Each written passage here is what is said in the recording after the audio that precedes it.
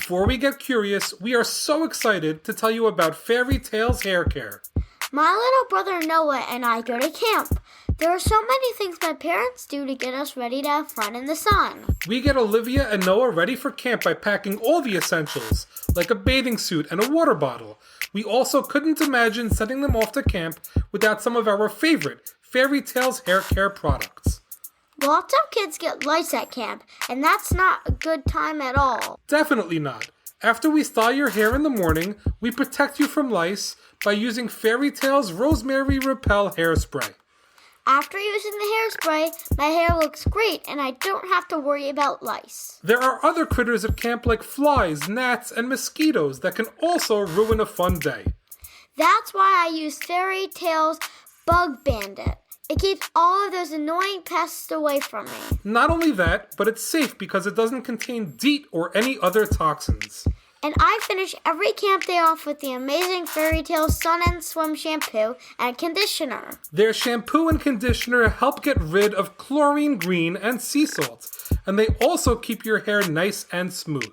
All of the Fairy Tales hair care products are safe to use, and as an added benefit, they all smell incredible. We just can't get enough of Fairy Tales hair care. It gives us peace of mind to know that we don't have to worry about head lice, mosquitoes, chlorine green, and other things that might get in the way of my kids having their best summer ever. The amazing folks at Fairy Tales Hair Care were kind enough to offer a 10% discount on all of the incredible products we mentioned, just for listeners of Curious Kid Podcast.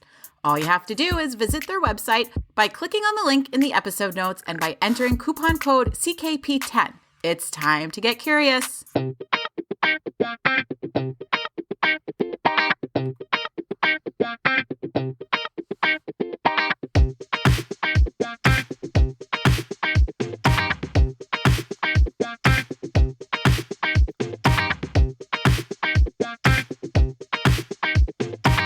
Hello, and welcome back to the Curious Kid Podcast. We are almost 200 episodes into the podcast, and we're about to do something we've never done before.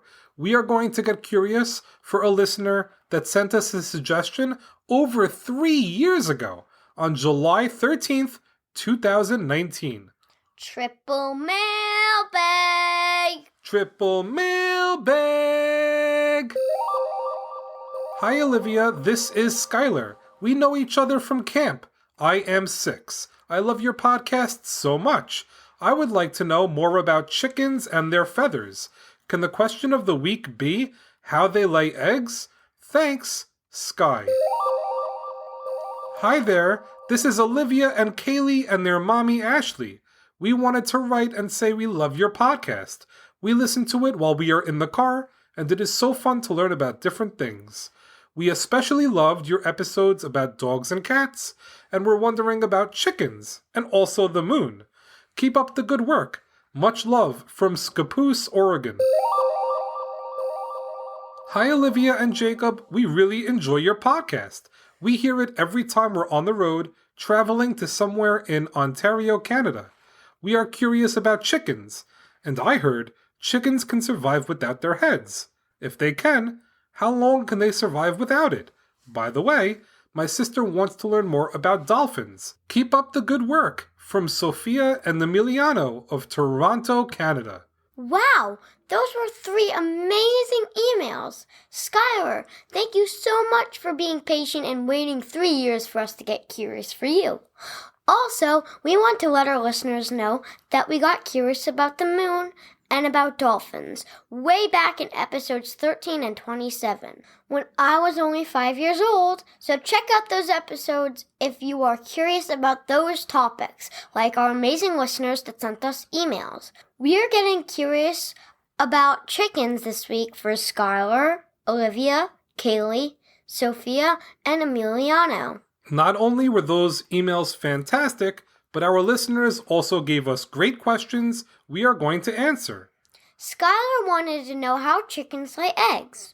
We are going to answer that question next week because next week we are getting curious about eggs. Have you ever heard the riddle, which came first, the chicken or the egg? I have. It's a great question and it really makes you think. That's true. And unfortunately, we don't have the answer to that great riddle, but we are going to get curious about chickens this week before we get curious about eggs next week. So for the purposes of the podcast, the episode on chickens will come before the episode on eggs. Okay, Olivia, what's the question of the week? The question of the week is, why did the chicken cross the road? Nope, no way. That's not the question of the week. That's just a joke with a pretty bad punchline. We wouldn't do that to you. What's the real question of the week? The question of the week is, can chickens really survive without their heads? That's crazy. But is it true? Hang out for just a few more minutes to find out. Chickens are a type of domesticated bird.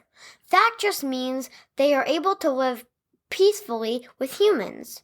There are lots of chickens in the world. Some estimates have the number of chickens worldwide at about 33 billion, with a B. That's a crazy number of chickens. It's essentially 4 chickens for every single human on Earth. A male chicken is a rooster, and a female chicken is a hen. Baby chickens are called chicks, and they are some of the cutest animals around. Hens lay eggs, and when those eggs hatch, chicks are born. We are going to learn more about that next week. Chickens are omnivores. That means that they eat animals and also food from plants like fruits, vegetables, and seeds. Some of their favorite animals to eat include insects and small snakes. They aren't very picky and will eat just about anything they can get their beaks on. Chickens can fly, but only for short distances.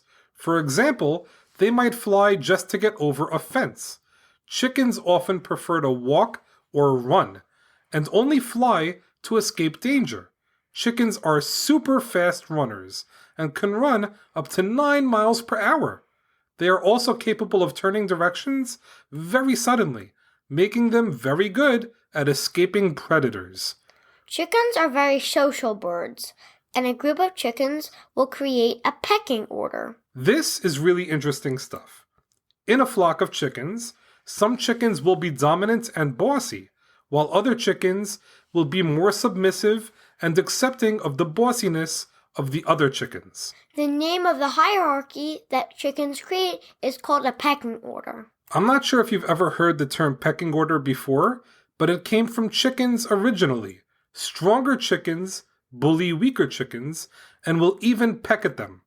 The crazy thing is that all the chickens are aware of their positions in the pecking order and are accepting their position in the pecking order, even the ones at the bottom of the pecking order. Removing chickens from a flock or adding new ones to the flock can even mess up the hierarchy for a bit until a new one is created. Chickens are very smart animals and are capable of doing lots of things other animals can't do. For example, we know that chickens dream when they sleep. We know that because they do something called REM when they sleep. The letters REM stand for rapid eye movement. When we sleep, there is a stage in our sleep called REM, when our eyes move rapidly while they're closed. It's during this stage of sleep that dreaming takes place. Like humans, chickens experience REM sleep and they dream during REM. Chickens are capable of recognizing faces. They are able to recognize more than 100 faces. That's because they have great memories. Chickens understand cause and effect. That means that they know that doing one thing will cause another. An example of cause and effect is that I know if I eat too much, I will get a bellyache. A lot of animals don't understand cause and effect, but chickens do. Chickens also teach each other. For example, mommy hens will teach their chicks what is safe to eat and what to avoid. Here is another example of something chickens do that make them really smart animals. They understand object permanence. So what does that mean? That means that they understand that if an object is taken away from them, it still exists even though they can't see it. That might seem obvious, but humans don't comprehend object permanence until they are about 6 months old. Chicks as young as a few days old already show an understanding of object permanence. Many animals never show object permanence at any age, so chickens are super smart. Chickens also have a complex language that allows them to communicate with each other. They make at least 30 different types of sounds that all mean something different. One sound is used to show that they are satisfied, another is used for calling chicks, and another is used for warning the rest of the flock that a predator is nearby. Here is another crazy chicken fact. If you listened to episode 16, all the way back in season 1, you may remember that chickens are closely related to dinosaurs. They are the closest living relative of the T-Rex. That's one of the most amazing facts I think we've ever learned in the podcast. I agree. Before we get to the question of the week, let's go back into history a little bit.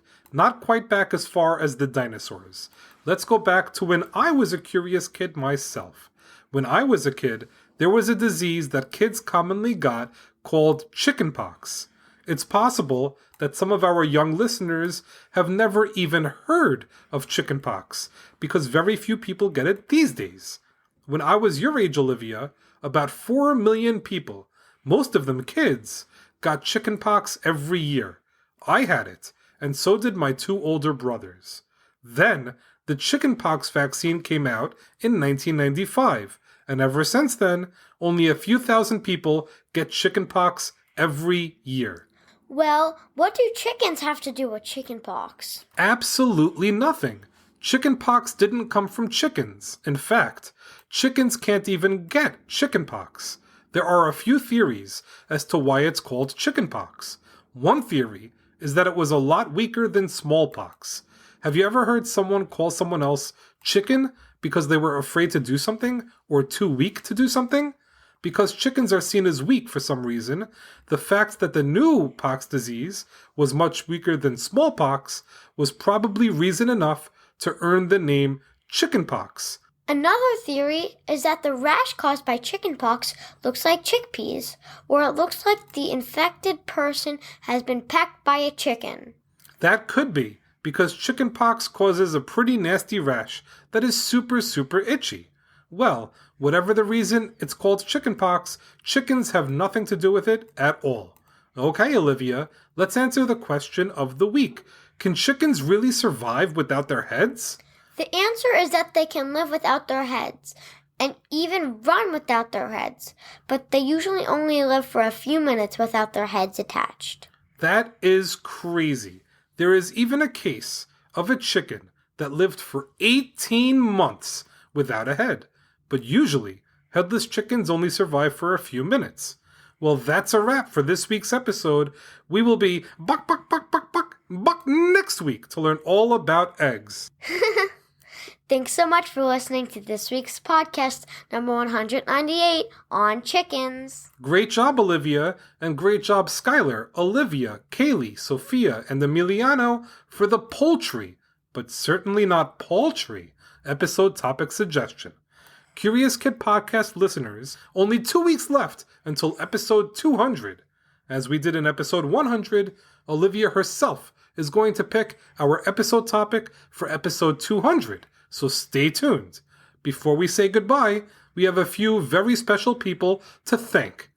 Thank you to our newest Patreon supporters, Jeremy O. and Teddy R. A big thanks to our incredible Patreon supporters. You allow us to do what we love to do. Create this podcast. We hope you are loving all of the exclusive current events episodes we've been releasing monthly. We also want to thank Roman from Canada for the 5-star review. It says, "Hey, my name is Roman. I love your podcast. I feel like everyone should be listening to it. I wish there were 1,000 stars to rate because I would rate it 1,000. Roman, you're awesome. Thank you so much for the review. We are so grateful anytime we get a new review, especially from someone that wants to give us a 1,000-star review. Next week, we will get curious about eggs for listeners from Dallas, Texas, and New South Wales, Australia. As always, thank you so much for listening and getting curious with us.